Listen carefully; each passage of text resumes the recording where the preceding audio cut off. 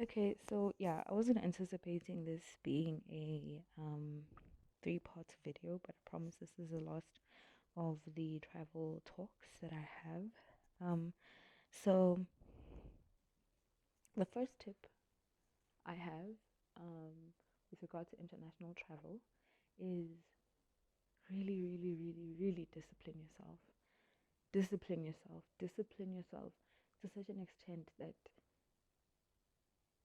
you look in the mirror and are confused. Is it still me? Type of, you know, it's such a good thing to be disciplined. I wish I could apply it to my exercise routines, but you win some, you lose some. But discipline yourself, pace yourself, don't rush into it.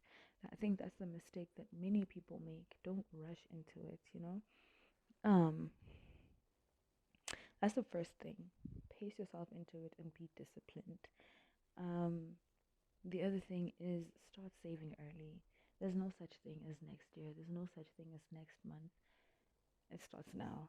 Honestly, it starts now. There are only 12 months in a year, and with how expensive traveling is, you'll need to start yesterday, okay? So start saving early. For people that are just getting employed, I would advise for you to start saving early. Like, again, I'm not an FSP, yada yada, all that ching ching, okay? I'm not. You need an FSP, you go to an FSP, but I'm just giving you tips on how I traveled internationally. Okay, so yeah, start saving early. There's I wish I'd saved more for my first trip, but it was successful. I came back. I don't owe anyone is the most important thing. So yeah, start saving early. For people that just got employed, your first paycheck. Unless you owe someone and you have to close it, but if you don't owe anyone and it's just your first paycheck, do 20% of your salary. Definitely do 20% of your salary. Yeah. And the next tip is at number three. Budgeting is your best friend. Budgeting and budget things are your best friend. If you're used to doing groceries worth 3,000 rands and you live alone and you don't have any children, uh, I don't know what you're eating for 3,000 rands, but to each their own. But if your goal is to travel internationally without being in debt, yeah, start, start, start, thinking of what you're doing. Um, this is very important. There's this culture of maintenance and self care and looking pretty for the gram. My people can't see me this crusty. Hence, people are in debt for makeup. That's such a stupid thing to be in debt for. Such a stupid thing. I'm sorry. It is such a stupid thing. And if you are in debt for a makeup purchase, that was a stupid decision. I'm sorry. You better slap yourself in the face. Joking. But yeah, it's a stupid decision. I stand by that. So like unnecessary, but cut out unnecessary things like splurging on nails.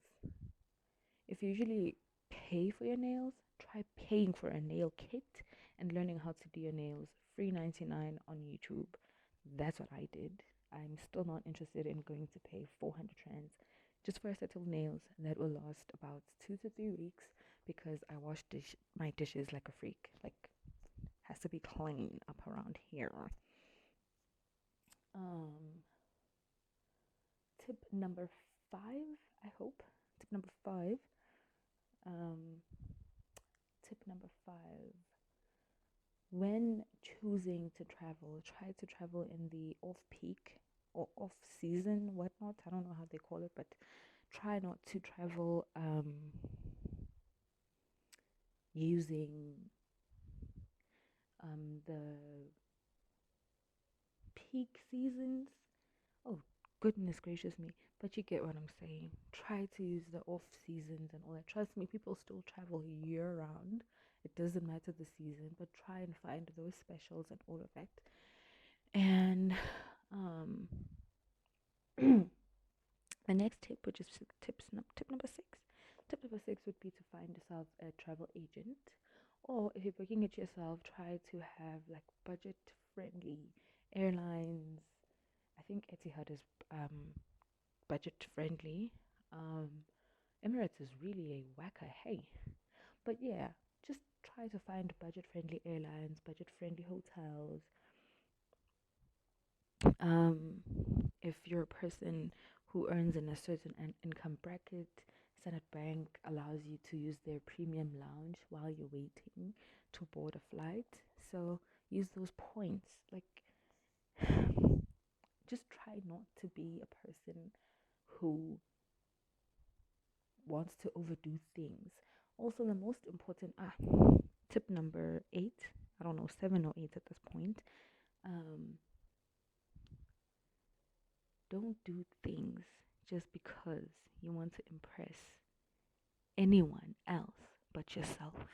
That is very important and it goes a long way because that's how people get into debt, wanting to impress other people. And I think that's the number one killer in the world, wanting to impress other people. Do it for yourself, do it for the young child who had a vision to go to Los Angeles, to go to New York City, to do that, to do it for yourself and nobody else but yourself. Um, in the point number 5, I think I want to add to point number 5, the subscriptions. Guys, come on. You do not need Apple Music, Spotify, podcasts, and YouTube Premium. You, you don't need all of those. Trust me. Those are one and the same. And if I'm gonna throw out throw my preference out there, YouTube Premium. You get music and you get YouTube videos for free. Okay, not for free, but like it's 80 something rands now, 83 rands to watch unlimited amounts of videos. You know, um, yeah. Don't if it's possible, get a friend or friends that could give you their passwords. Oh my goodness. Have you been watching my blackboard this whole while? Let me just tell me you're not a YouTuber without telling me you're not a YouTuber. And I'm thinking I'm talking and anyway, how many tips is this?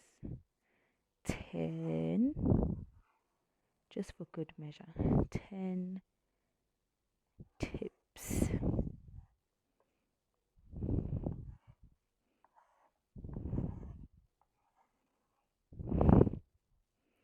to save.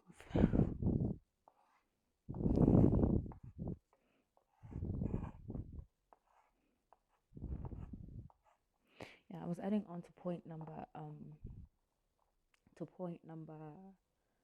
5, that subscriptions. If you can get friends that like you work or who work, that's the most important one. Who work, and you guys like Netflix, you like Showmax, you like Amazon, you like Disney. Each one of you can get a subscription for these and give each other passwords. It's literally that simple. Um, I don't think it really matters who pays the most than the other, but what matters most is just getting content or watching the things that you like watching, but at a very low cost. I don't believe that people should be paying 1,000 rands on subscriptions in South Africa. Come the hell on, Jesus Christ. But anyway, which other tip do I have?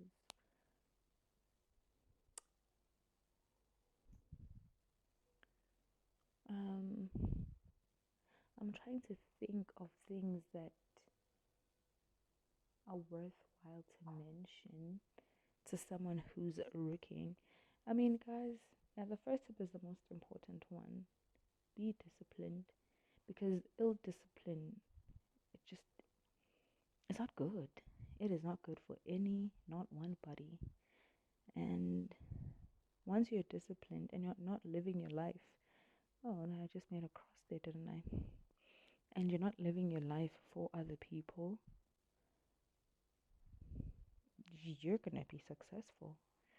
You're gonna look rich without being rich. you're gonna have money in your bank account even after you travel, you know? So, I don't know. I think I have one last tip.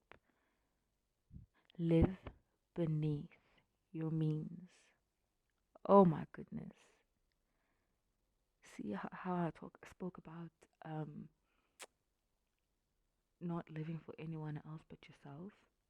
Live beneath your means. Everything that I've said right now, or thus far, live beneath your means. That I think that's it. Discipline and living beneath your means. Like, let's say you make 20,000 rands a month. Using the 50/30/20 rule, you could absolutely live beneath your means. Don't go for the flashiest flat in town. Try to find the most safe and affordable flat in town. That is very important, and that's what most people just fail to understand. So live beneath your means.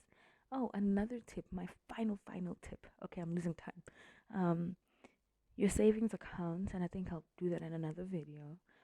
Your savings account should have, I mean, your bank account should have various savings accounts, because if you jumble all the money in one savings account, you'll probably lose sight or track of what you're trying to do. You'll think, I have all these millions, but in hindsight, you only have hundreds of thousands because you can't use the other money. You get what I'm saying? And create the last tip. Create attainable goals for yourself. Love and light. Where is it? Yeah, love and light. It's getting really dark. Love and light.